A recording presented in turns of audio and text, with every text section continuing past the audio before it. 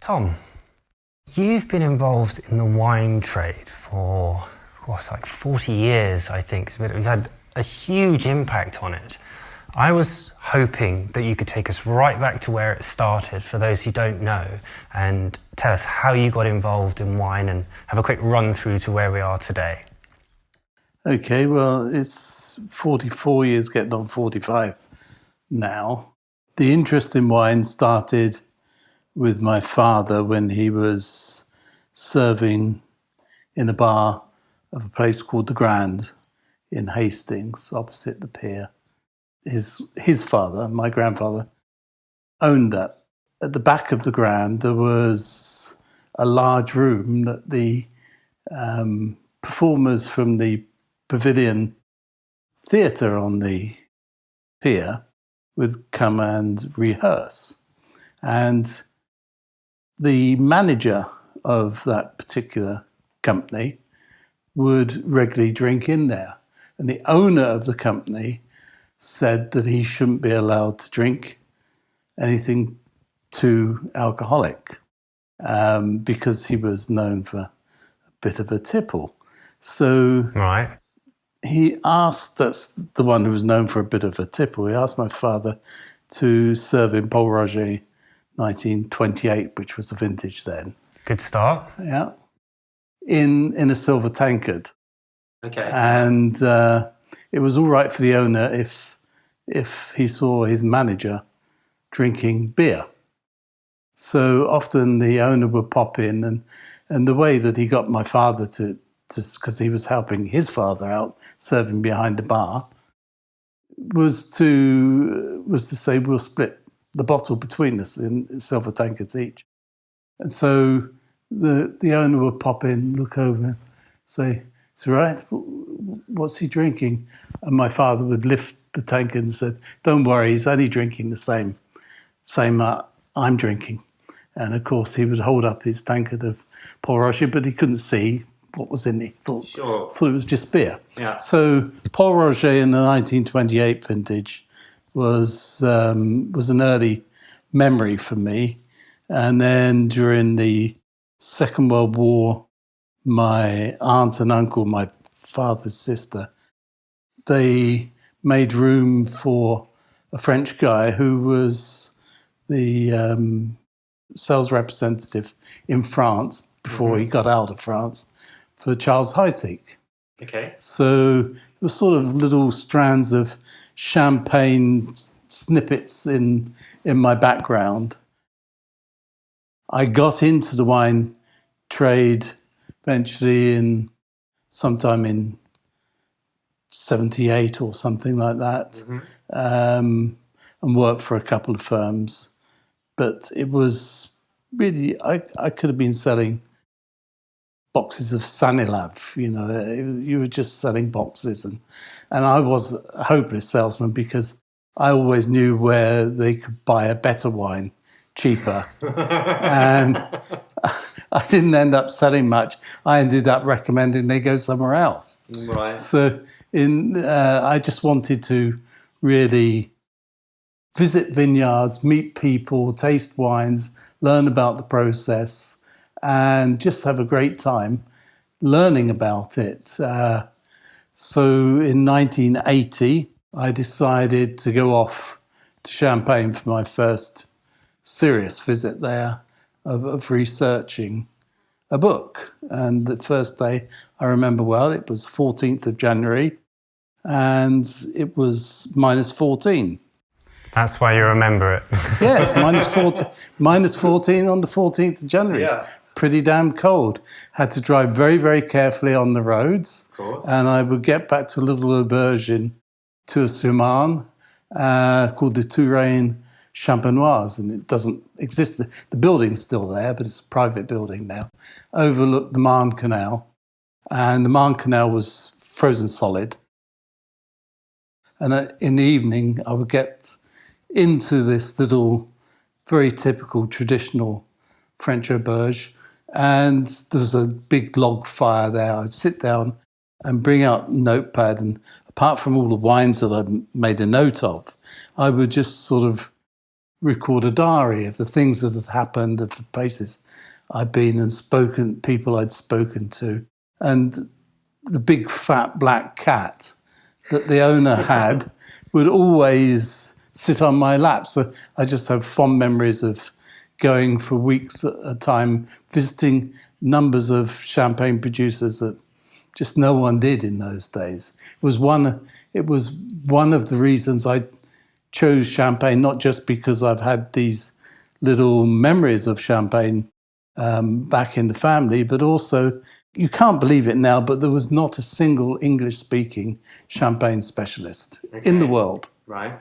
And there were plenty Bordeaux experts, Burgundy experts. The Rhone and Italy were new up-and-coming areas that people were starting to specialise in. But nobody decided to specialise in the world's most famous wine, because people who don't drink have heard of champagne. Exactly. It's that famous, and I just couldn't imagine why. So when I went over, people in the UK wine trade that I was in for a short while, they could barely name you 12 brands of champagne. They didn't know anything about a cooperative champagne. Cooperative champagnes, what are they? Well, grower champagnes, they never ever heard of grower champagnes. So I was visiting about six to eight producers a day for 2 weeks at a time. And it was sort of happy days and happy memories. It took me 6 years to write my first book on champagne. And when I was doing it, I met somebody who became a great friend of mine, a guy called Philippe de Tisserand, who was head of welcome at the CIVC. And he was born locally in Ville-de-Marge, which is just south of Reims. And so he knew a few people in Champagne. Sure. That's why he got the job. But I was seeing people he hadn't even heard of. So he said, "Oh, do you mind if I come along, Tom? And, I won't say anything. You just come along. Yeah, just come along, meet them." And I said, "No, fine, do that."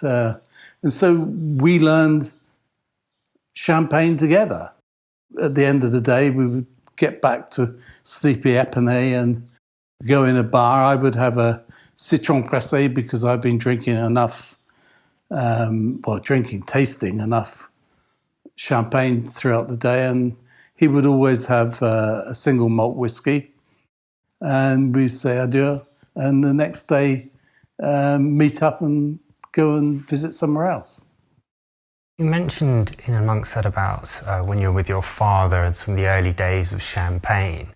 And through our research, we found out that upon hearing that you were a particular fan, or I think it was your first bottle that you tried was a Pol Roger, that you were sent it. Can you remember much about that experience and what it was like? I think you're sort of... Was it in 1921? Just double check. Yeah, the 1921 is right. I think it's sort of muddling up the events.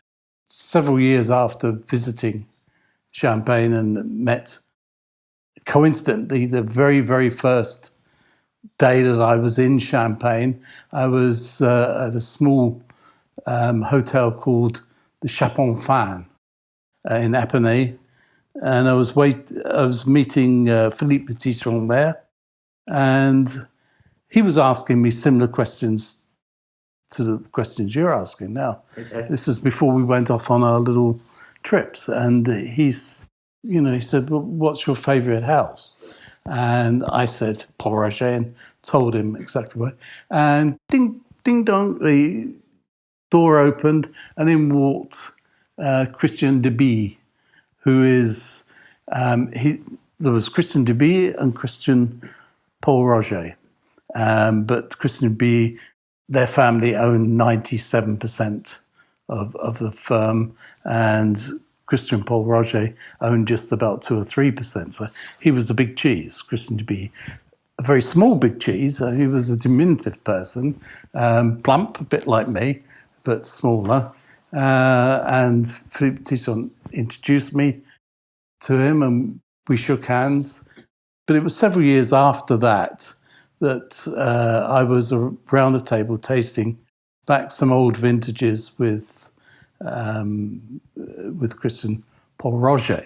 Right. And he was asking about different old vintages that I tasted. And I said that I'd always wanted to taste the 1928 with my father, because that was the one that he had. It was a favourite vintage of Sir Winston Churchill, but he didn't start drinking the 28s until after the war, whereas my father drank it before when it was available. Winston Churchill always liked to drink his champagnes a bit more mature. And they used to drink out of it like almost a pint, wasn't it? Well, they were selling pints. Yes. Pints of champagne, yeah. And the Christian Paul Roger said to me, well, I'd like you to take home and to share with your father a vintage that was made before the 28 that he first tasted, the 1921. 21 was one of the great years. 28 was, 21 was too. And at the moment, I was tasting and drinking 21 from another producer just a few months ago. Bottles of it, lots, drinking it, not just tasting it. Doing very well. So if it's kept in ideal conditions, you can still drink it now, 100 years later. So he gave me a bottle of 1921, and I shared it with my father, and a little tear came to his eye when I told him what Christian Paul Roger had said. It was a nice moment. Yeah, I bet. Thank you for sharing that. It was lovely. 40 years of wine, you've been writing about wine, tasting wine and researching. It's a long time. There's a wealth of knowledge that you've got. I was wondering, Tom, would you be able to sum up perhaps what you think the most important ways that the wine industry has changed over that time from what you've witnessed? Well, that would take a few days. It would. Is there anything in particular? But not so much in particular, but an item of interest is that today you have people that know a bit about wine, and critics will criticise. Everyone's trying to make Chardonnay.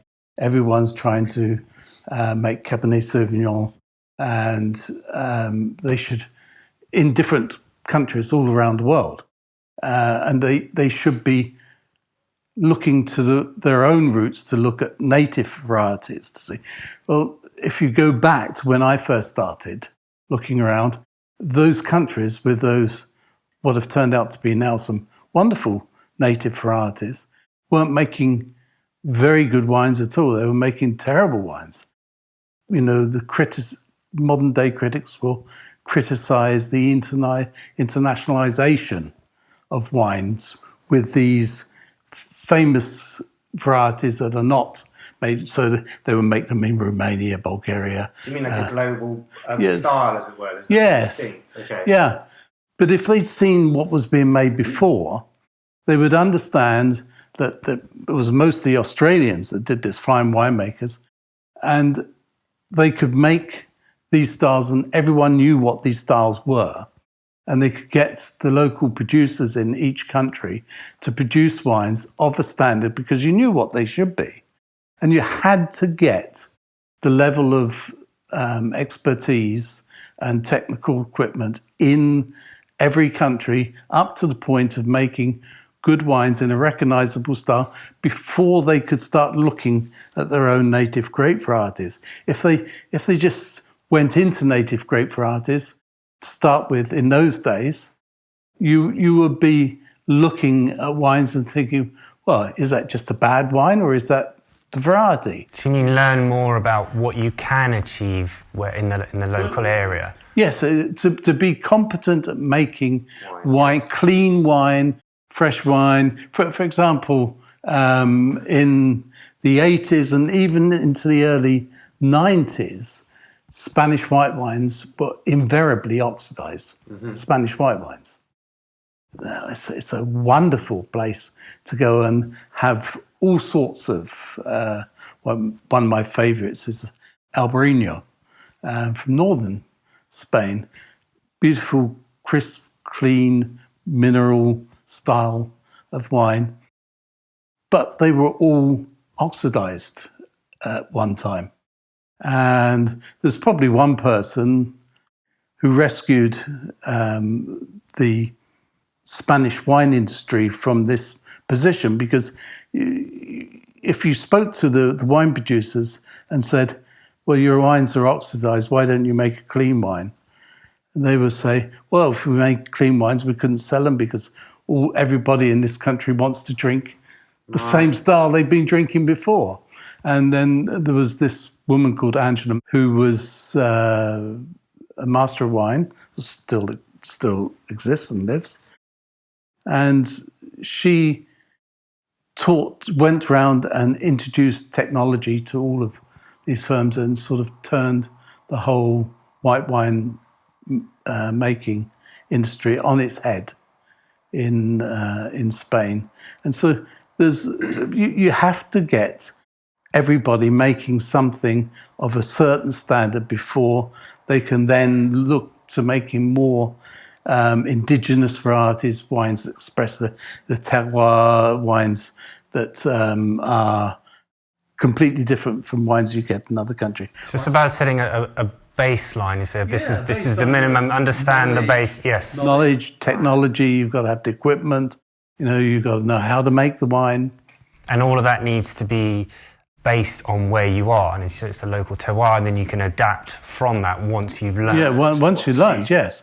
And so the people who criticise hadn't gone through the period where they were making lousy wines, and they just see the internationalisation of grape varieties spreading around the world and just raise their hands in horror. And it was absolutely necessary. Okay, because it was about being able to move on from there. Right, as you say, learn, adapt, and then what can we do within... Okay. Tom, your knowledge in writing on champagne is perhaps what you're most well known for, even though we've touched on some of the other wines there.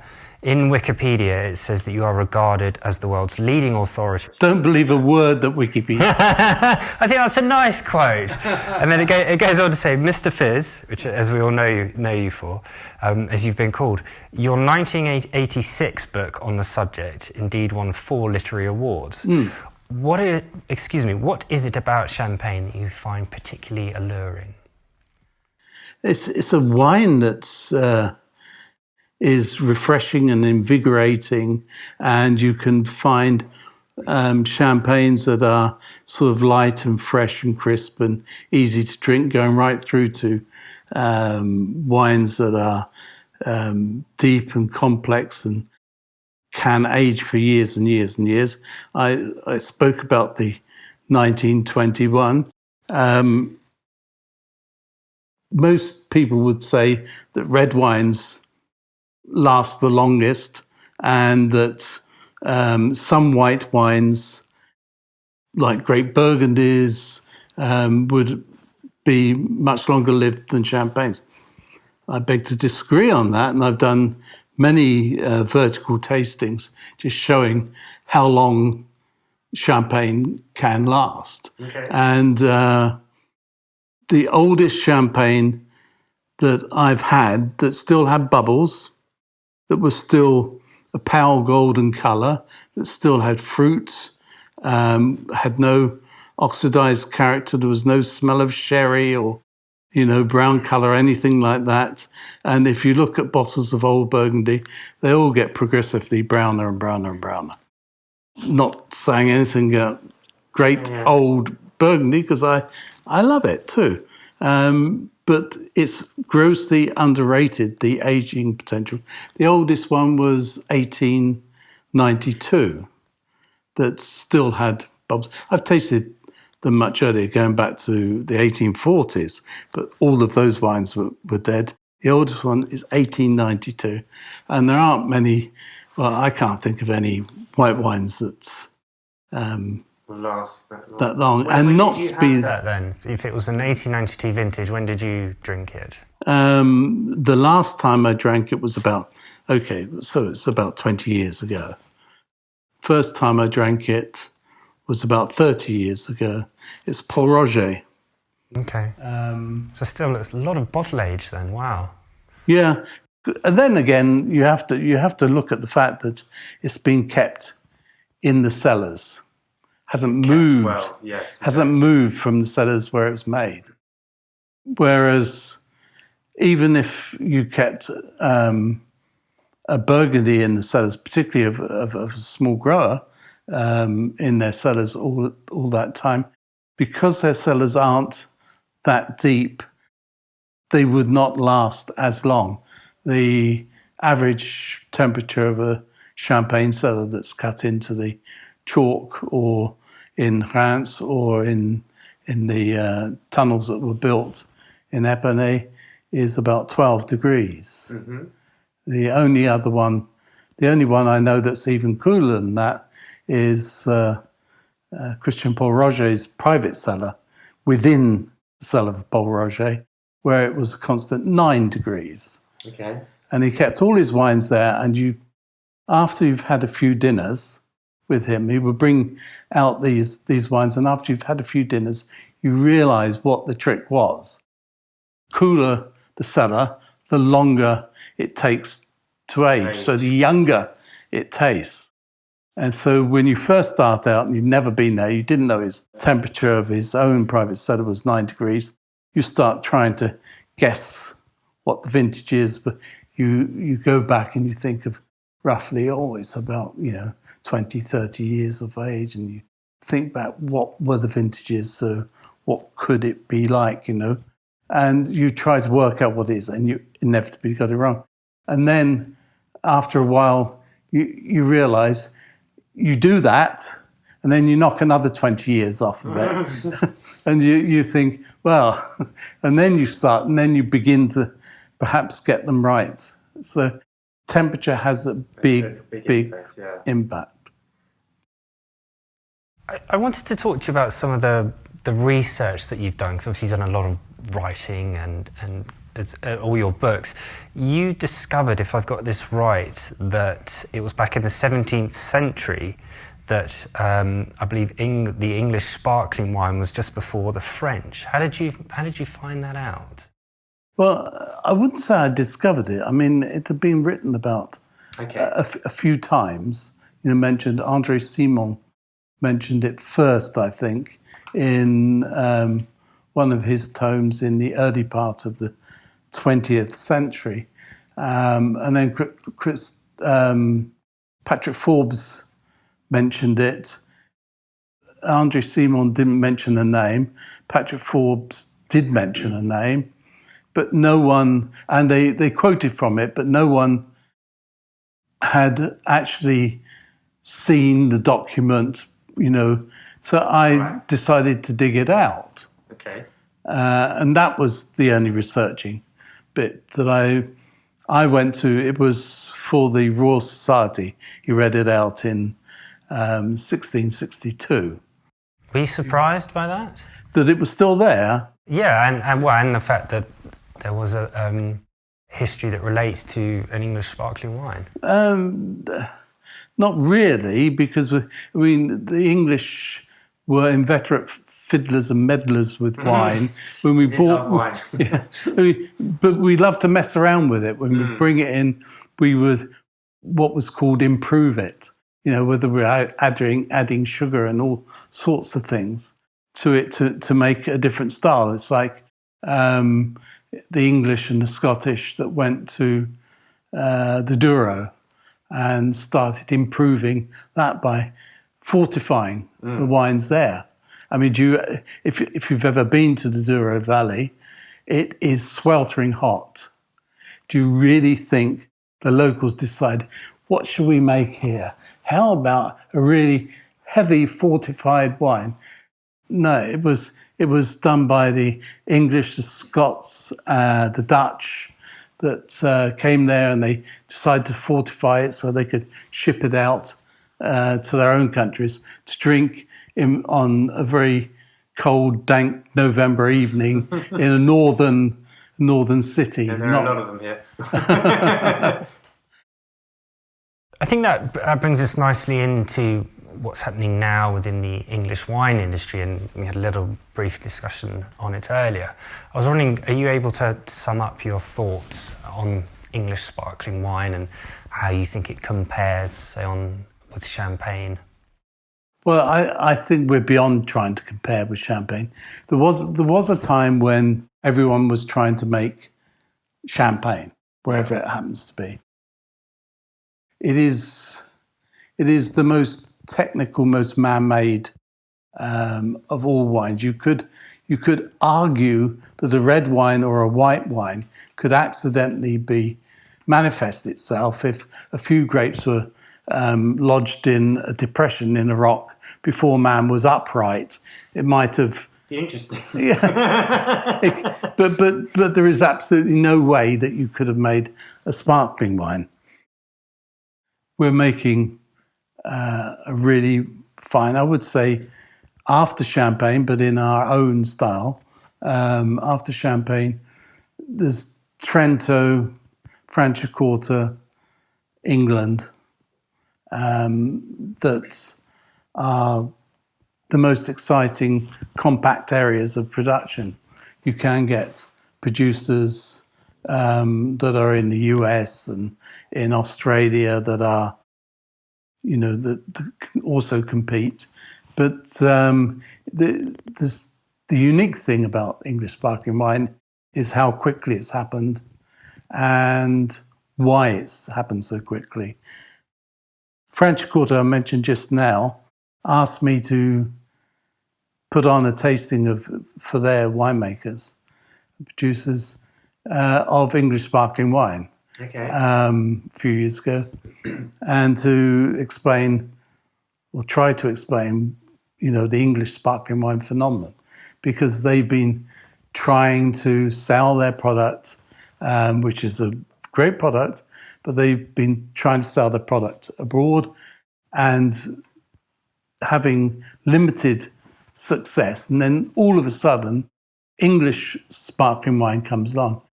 It was only a few years before that English wine was a joke. Mm. And now they're suddenly the hottest thing in sparkling wine. They wanted to know. And I thought that was really good and clever of the Franciacorta producers to recognise that and to ask me across and to show them the wines and to explain. And I think the reason is that, first of all, you had Nye Timber that came along. That was not for any English person. That was because the two Americans, Stuart and Sandy Moss from Chicago, they came along. There's a whole story there. And then when that was selected to celebrate the Queen's golden anniversary, people with money that were looking for other investments, that sort of thing, that enjoyed wine, they noticed that. And so very quietly, unbeknown to most people, they were buying up land, which cost, back in those days, they were probably paying something like £2,000 or £3,000 for a hectare, as opposed to €1 million in Champagne. Mm. So they're buying up land, and the big difference was they also committed themselves. They thought, we can do this, to building a winery and making everything on site. Not all of them did. Some of them, just had their wines made for them. But there were so many of the entrepreneurs that decided, no, we're really going to go for this. And that was really quite a rare thing to see, that so many people decide in a country that was a joke for wine, yes, to invest lots of money. And quite quickly as well. Yeah. So, and if I've been saying this for a few years, if we are where we are now, and the vines are still relatively young, and we have a limited amount of reserve wines, which are very necessary in the production of a sparkling wine, holding back wines to later blend in to make, then we can only get better, you know. And there was a time I remember when I was researching my first edition of the Christie's World Encyclopedia of Champagne Sparkling Wine, I almost dismissively said when somebody was pestering me to show me English sparkling wines from the Thames Valley, just a number of producers, I said, look, I'm on strict deadline here. I said, if you can get every single sparkling wine in the country together, I'll come along, taste them, pick out a few, and then, because they wanted me to talk about them, and then we'd talk about them. And it surprised the producers themselves, because at that time, that was 1998, it's just 1 year after Nye Timber had, was it 98? Can't be, must have been 98, my book came out. 97 was when I was making the award. It must have been the 25th anniversary of something that's I can't work out the dates. I'm sorry. It's okay. I'm getting confused on the dates here. But it was extremely early days of English sparkling wine. And the producers sat down there and looked around and said hello to other producers that they didn't know. And then all of a sudden the curtain, and there were 50 odd sparkling wines from different producers. And they just didn't know that was, you know, they were in the middle of, you know, they were there and being represented in that, but they just didn't realise they're in the middle of this new thing that's happening. That's the end of part one. The second half is available to listen in the next podcast.